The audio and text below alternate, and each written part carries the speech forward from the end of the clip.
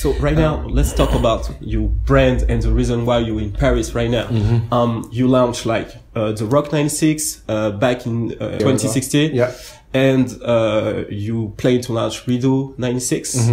And you have done for the 20 years anniversary the merch for Reasonable Doubt. Yeah.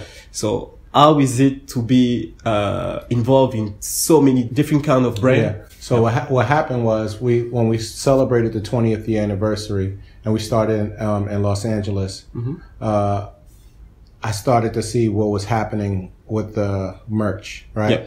So we did that. We never released merch ever before. And I wanted to do something creative. So I had designers listen to the music and come up with graphics for the lyrics.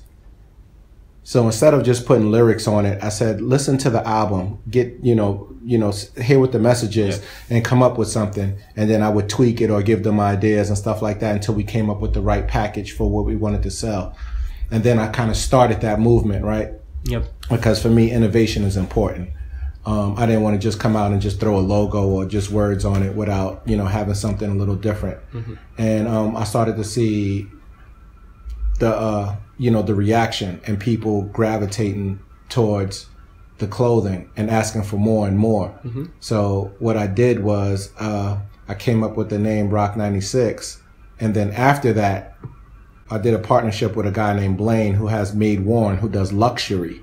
Okay. And we put a capsule together that we sold in Barney's. Barney's gave us every door around the country. Yeah. Every door. I mean, we had jackets for $4,000 that sold out, hoodies and stuff like that, $1,500. We just put the last bit that's in Barney's because after that, it's not we're not selling that capsule anymore. So everything we did was really limited and special so people can feel like they have a one-on-one. And, after that, we went to Revolve and we did this huge thing that Rihanna and Paris Hilton and all the NBA players, Charlotte McKinney, Slick Woods, all the models came through, all the, the other celebrities, Dorothy Wang and, Chris Paul and Rudy Gay, Tyler, the Creator. Everybody was supporting, which was good because I didn't have relationships with any of these people before. Yeah, but they wanted to come, and kind of pay homage to, something that kind of spawned globally and change how music, how business and everything is done, right? The lifestyle. Yeah.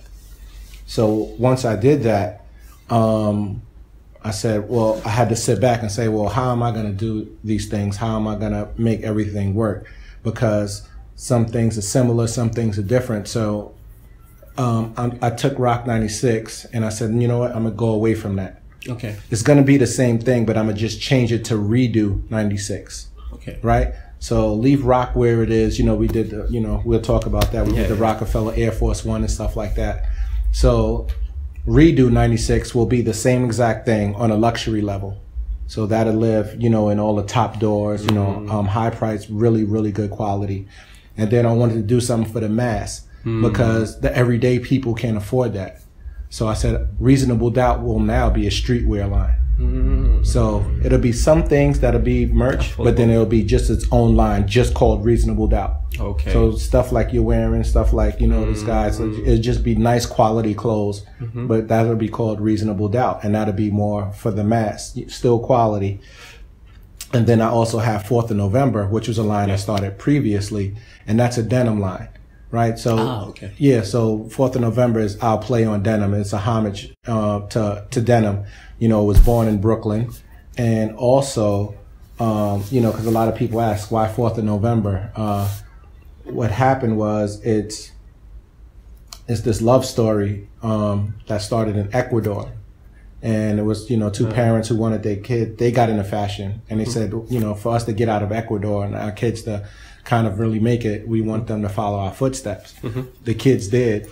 And 4th of November, it's a street in Ecuador where their parents met. So they wanted to pay homage to the love story.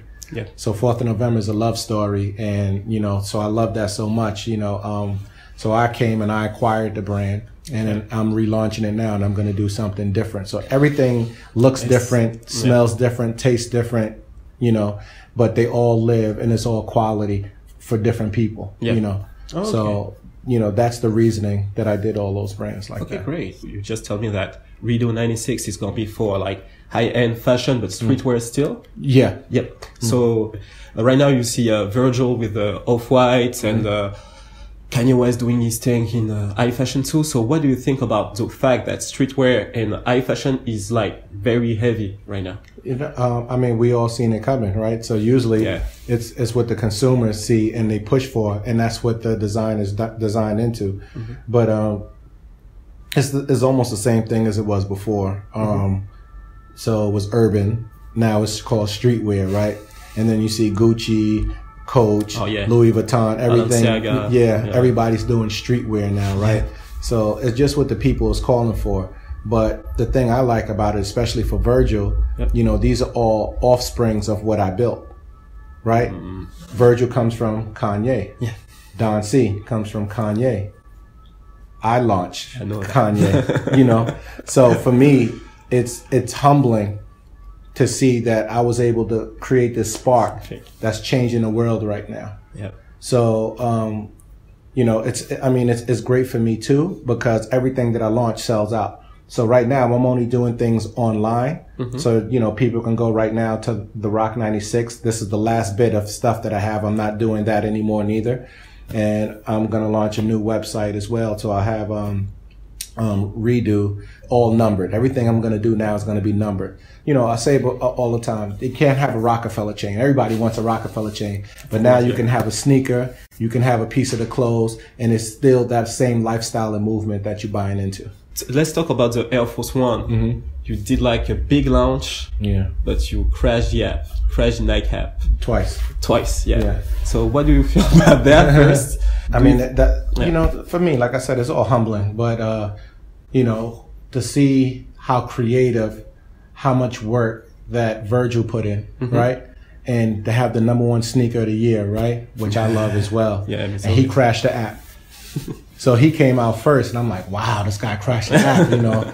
Still, I got to compete, right? Even though it's still Nike, I'm like, damn, how are we going to do? And then we crashed the app twice, and then we sell out worldwide. So, I mean, it made me, how do I feel? Very happy. And I'm sure Nike does too. So now we created that energy, that hype, that love for Nike again, you know, things that's been missing that people was like, but now it's like Nike, Nike, Nike.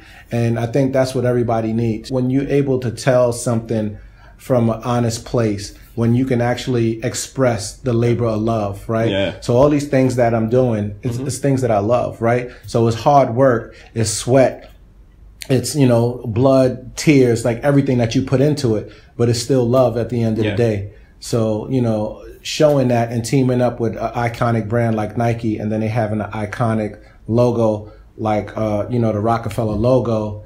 I think it was just something that the market was missing. And a lot of people asking, well, why just the white Nike? Because this is where it started from. This is what everybody wanted.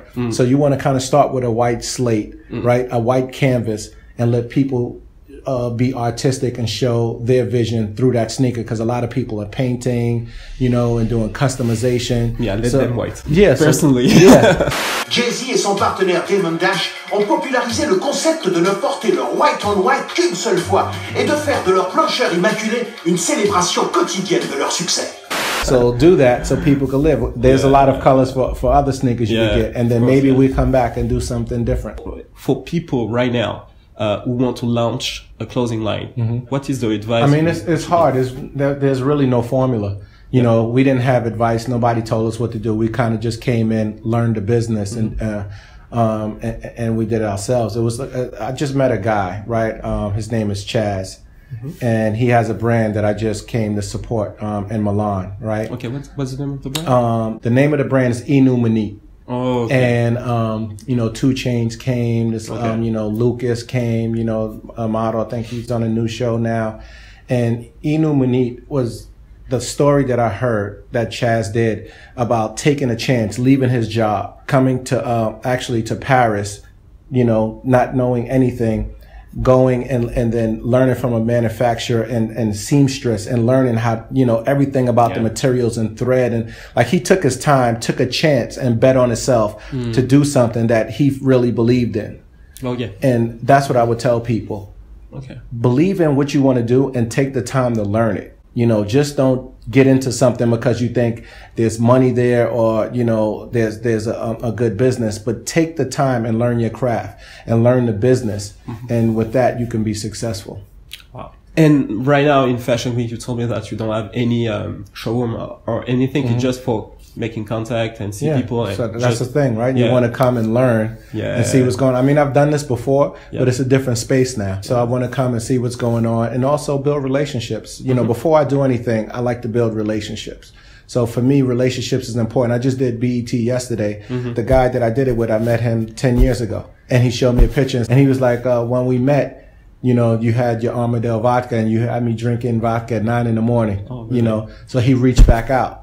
Wow. It's like, you know, you're in town, can you come do BET? And of course, it's important for me to do a lot of press that makes sense, but it's important for me to touch guys that's really pushing the culture. You know, I want to touch people that's learning and doing things on their own, right? I see you with your independent thing. I wouldn't, you know, normally this doesn't happen, but I seen what you did. Julia Lang, she believed in you. She said, look, I like that. Let's do it, you know. So I like to give people a chance, you know, when they can't actually get to guys like me. You know, I like to come and build a relationship and then hopefully, you know, I can help you get to another place in life as well. Yeah, and I have a lot of things going on. Thank you very much.